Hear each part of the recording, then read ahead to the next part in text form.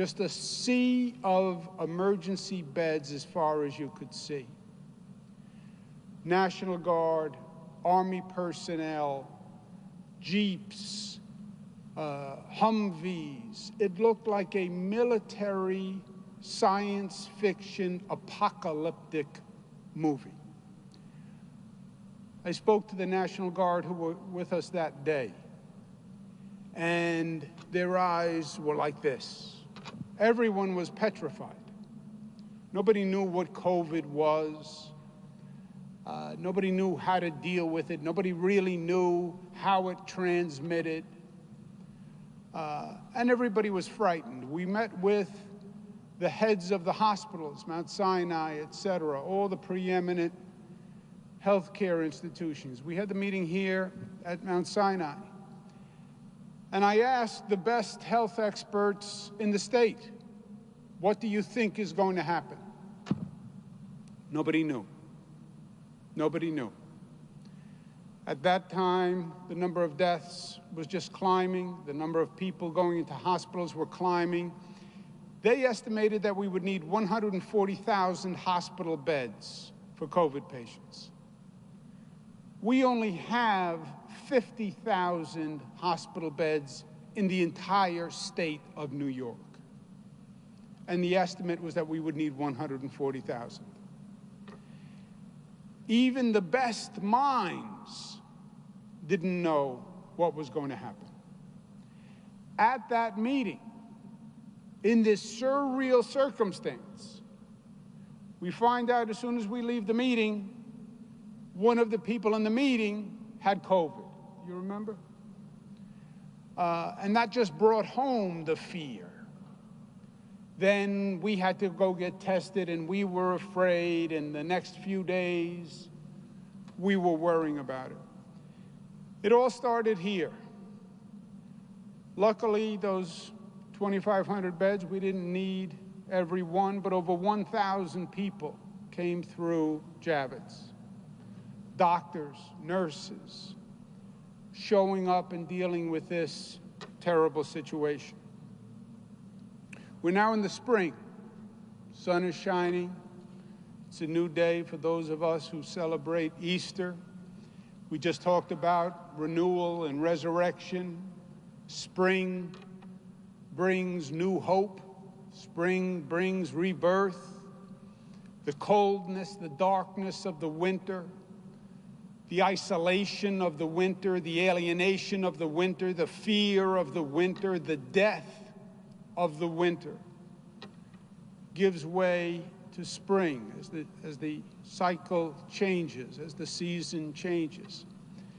And we are in spring, there's no doubt. And we're starting to rebuild. We're working on a budget up in Albany that's going to be the biggest and the best action plan for the state of New York ever. We're not just going to rebuild New York. This has to be a time when you reimagine New York, where you learn from the lessons of COVID. What happened? Why did it happen? How do we make sure it never happens again? How do we build back a better New York than we had before? You don't just replace what was when your house is destroyed by a flood. You don't replace the home as it was. You take the opportunity to make it even better. And that's what we're going to do with the state of New York, and that's the New York Spring. It's going to be chapter 2 of New York Tough. Being smart, being disciplined, being united, being resilient. Saying, yes, you knocked us down, but we're going to get up even better. Because that's what life is really all about. Life will knock you down. Something will happen in your lifetime that will knock you right on your rear end.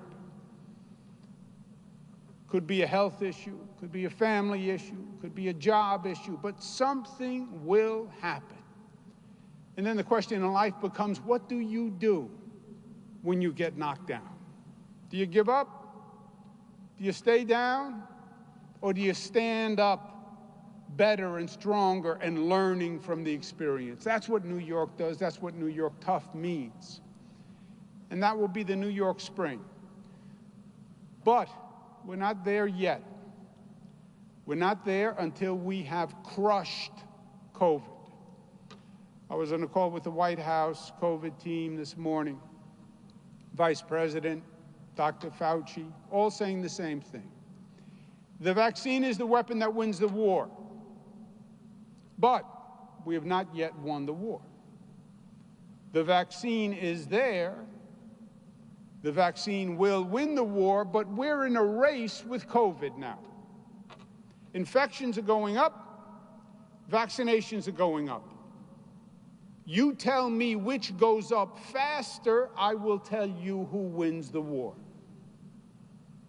Do you vaccinate more people, or do more people get infected? Do you vaccinate enough people where, if God forbid, one of these variants hits and the mutation is resistant to the vaccine, then you have a problem? Or do you vaccinate enough people that you have hit herd immunity? This center, Javits Center, what you are doing here today, this is the best, most productive vaccination center in the United States of America, thanks to you. God bless you.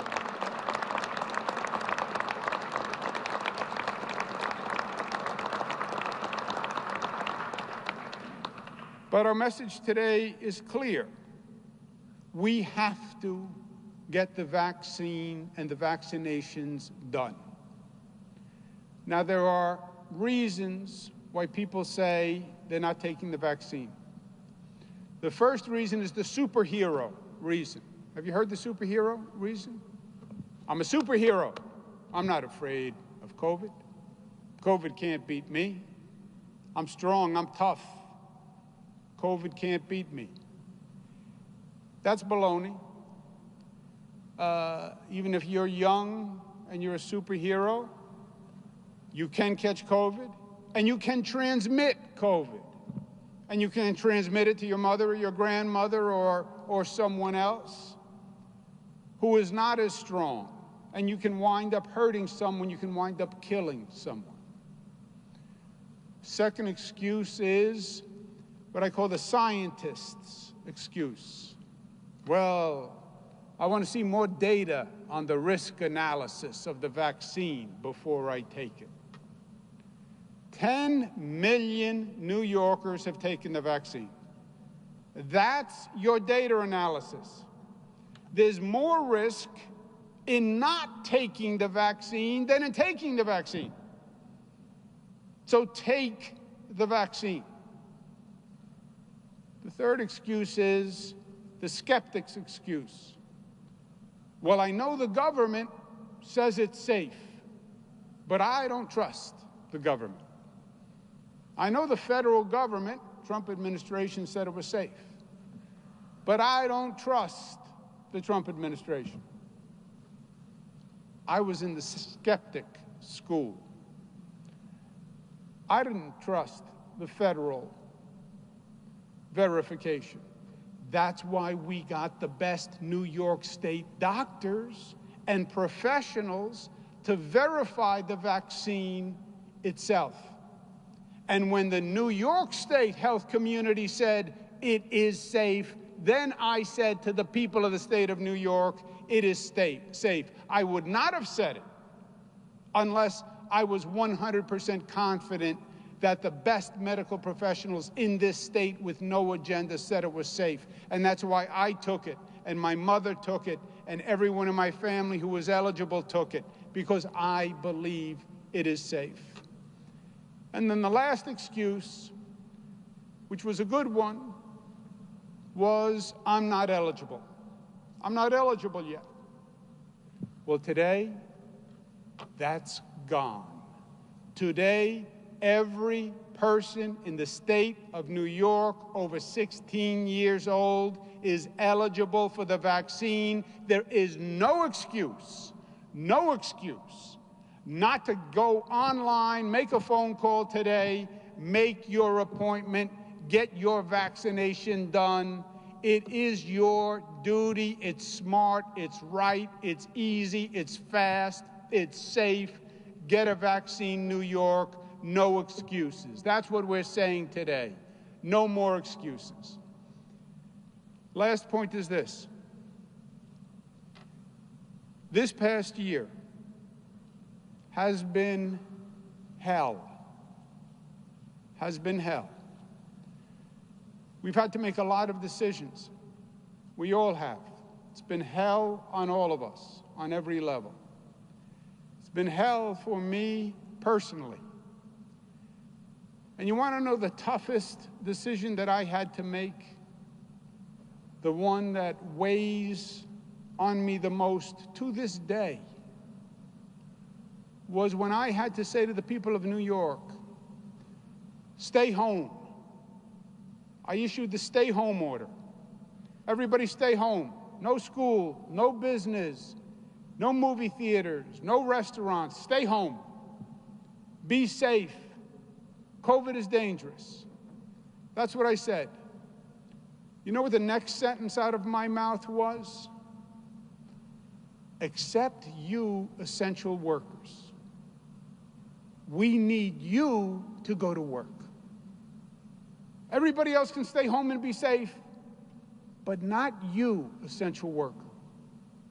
We need you to leave your house because we need you to keep society stable. Not you, National Guardsmen. You have to come out and you have to help. Not you, police officer. We need you to come out. Not you, firefighter, we need you to come out. Not you, EMT worker, we need you to come out. Not you, construction worker, we need you to come out and fix things. Not you, transit worker, we need you to come operating the subways and the buses so the nurses and doctors can get there. Not you, nurse. We need you to work harder than ever before. We need you to leave your home, endanger yourself, worry that you may bring back the virus to your own family every night. We need you, nurse and doctor and person who worked in the hospital, to come to work even though we may not have enough PPE, even though you've worked 7 days in a row, even though your family is frightened that you're going to infect them. We need you to go to work. That decision weighed on me every day and weighs on me to this day. That you are here running this vaccination site, exposing yourself to people who are coming in who may be positive. What gives me the right to ask you to put yourself in harm's way? As governor, that was my responsibility. But I can ask you to do it. But I couldn't tell you to do it. You did it out of your sense of duty and out of your sense of obligation. You did it out of your sense of honor. Nurses did it because they believed that was their professional obligation. Doctors did it because they believed it was their obligation. Essential workers showed up, not because they made more money, not because they were the rich people in society, not because society had given them more than they deserved. Society gave them less than they deserved. But they showed up out of obligation and honor and courage and duty. All those things that seem to be slipping away in modern day society. The essential workers did it. I will never forget, and no New Yorker should ever forget, what they did to keep us safe. No New Yorker should forget that while they were having the luxury of staying home and staying safe, that only happened because every morning people were getting up and leaving their home so you could stay home and you could be safe. Essential workers, it's a new term. We never said it before.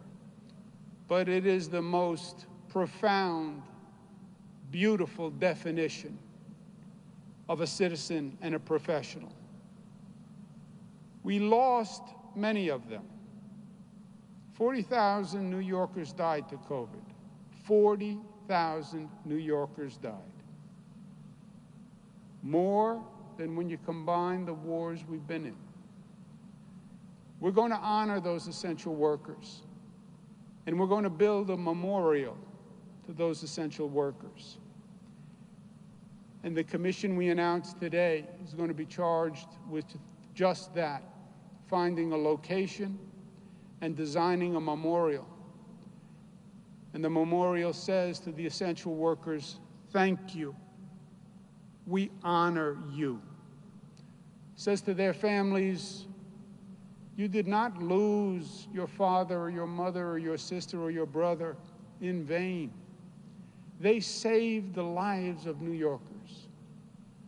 COVID was a war, and they were war heroes. They gave their lives in the midst of that war to save others. And that's what that memorial will say.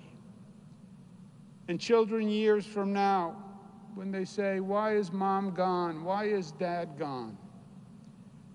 They can be brought to that memorial. And they can be told the story of COVID and the COVID war and what courage is all about and what honor and duty is all about. And how doing the right thing is something you carry in your heart and soul. Nobody can tell you to do it, but you know what it is. And many, many New Yorkers rose to the occasion. That will be the Essential Worker Memorial. For me, it will make the point that a great journalist wrote in one of his last columns in New York. We just lost him, Jim Dwyer, Pulitzer Prize-winning journalist. He wrote, in times to come, when we are all gone, people not yet born will walk in the sunshine of their own days because of what women and men did at this hour to feed the sick, to heal, and to comfort. That will be the point of the memorial. Get the vaccine. Get the vaccine because it's your duty as a citizen. Because when you get sick, you endanger others. You can infect others. If you get very sick, you endanger the people who have to drive the ambulance, and the EMT, and the firefighter, and the police worker, and the nurse, and the doctor, and the hospital staff. And you don't have that right to endanger other people's lives. It's that simple. Get the vaccine. No excuse. Everyone is eligible. And do it today. Thank you, and God bless you.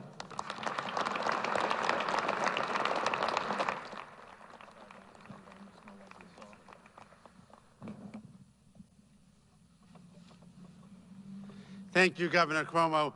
It is an honor to be here at the Javits Center this afternoon. With each week, we find ourselves a little closer to the end of this crisis. Our success isn't simply because of what New York State has done. It's also the selfless collective actions of countless New Yorkers. That's especially true for the more than 10 million New Yorkers who have already received a vaccine.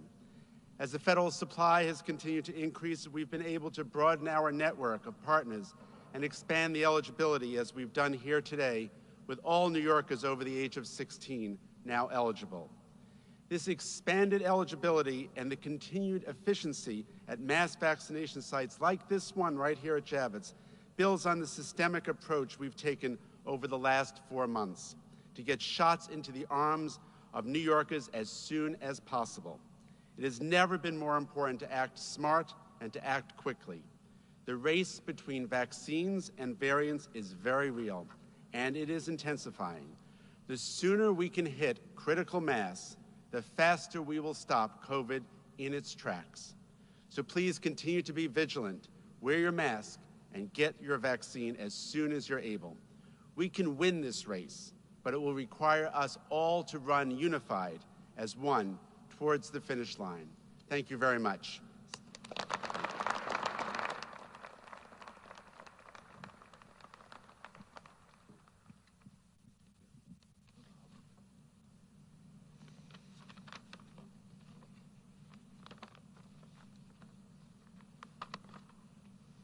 Thank you, Governor Cuomo. It is an honor to be here with you today and to be with everybody, and to get a chance to thank everybody for their service. I want to thank you for your leadership during the pandemic. It has surely been a heroic battle for you and for all the people of New York. I'm honored to be here representing the entire Mount Sinai family, and really, in a broader sense, all the healthcare professionals who have fought so valiantly over the last 13 months or so. Our colleagues went to work to protect our communities, our neighbors, and our friends. The challenges have been immense, both the medical and emotional ones. I'm often reminded that even as our healthcare community went to work to save lives, they were still grappling with everyday challenges at home and in their own neighborhoods, and with family and friends near and far. I applaud you for launching the Essential Workers Advisory Committee, and special gratitude to all the essential workers who helped us to get to this point, where we can see the light at the end of the tunnel. But we will only get to the end of this brutal battle if we stay vigilant. The enemy still has a lot of fight in it. That is why it is so critical that every eligible person get the vaccine. As of today, everyone 16 and older is eligible to get the vaccine, and I can tell you my daughter, who's 17, is on the website today getting signed up. These vaccines are safe. Millions of New Yorkers have taken the vaccine. The President and Vice President have taken the vaccine. Governor Cuomo and his family have taken the vaccine. Faith leaders have taken the vaccine. My family has taken the vaccine. And when close friends call and ask whether they should take the vaccine, I say yes, unequivocally. And thanks to Governor Cuomo and his team, you can get the vaccine all over the state. He has brought the vaccine into vulnerable communities with pop-up vaccine sites at churches and community centers. He has created mass vaccination sites like the one at Yankee Stadium or the Syracuse Fairgrounds, or like this one at Javits. I marvel when I look around at a site like this, a convention center turned into a medical-type facility almost overnight. So please, everyone, roll up your sleeves, get the vaccine, let's vaccinate New York, and let's get on with our lives. Thank you, Governor. Thank you all.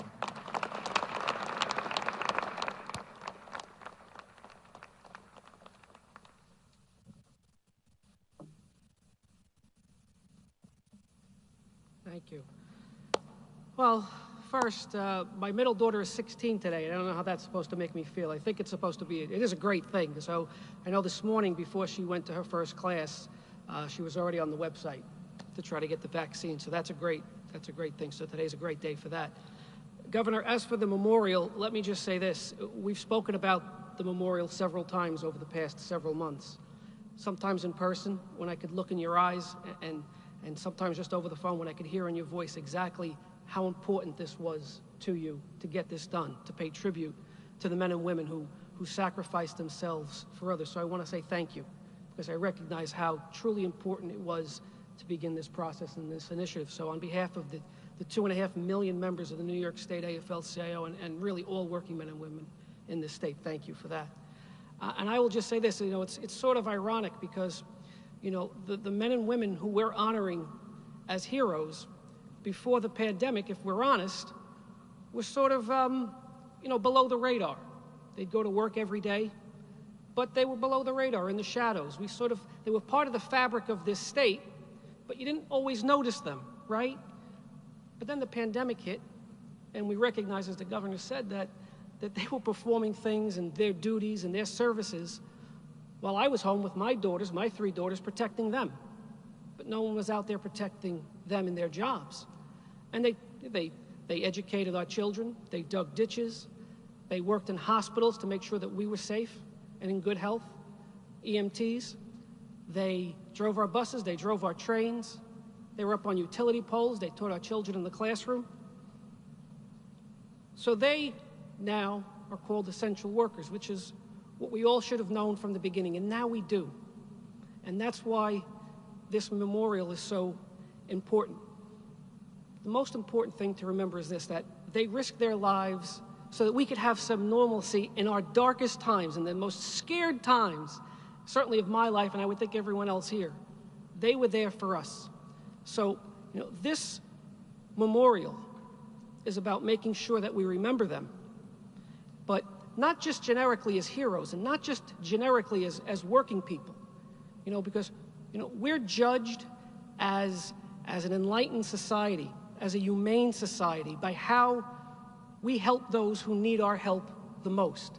This memorial is a tribute to the humanity shown by these brave men and women, the humane standard that they have left behind for all of us now to attain moving forward. That's why this is so important. It is the example that they sent to all of us, treating each other with dignity and respect, and just the humane nature of being there for one another. That's why this memorial is so important.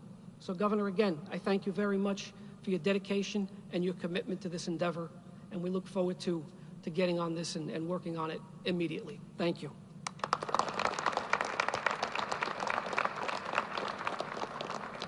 Thank you. Thank you to all the participants today.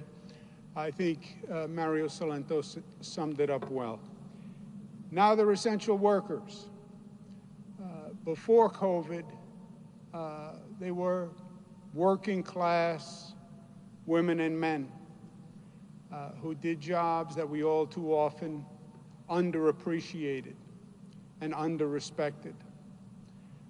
Despite that, when they were called on to do more than anyone else in society, they stepped up and they did it. And they sacrificed their families, and many of them sacrificed their lives. Let's remember that going forward. Let's remember that going forward. It is the working women and men who make this state run every day and sacrifice themselves every day. They're not the richest, they're not the fanciest, they're not the most powerful, but they are the most essential. They are the working families who are the backbone of this state. And we saw that once again. And let's honor them today. The memorial will be beautiful. Honor them today by getting a vaccination today. Let's all of us show our respect and appreciation for the families who lost loved ones by getting a vaccination. Thank you, and God bless you.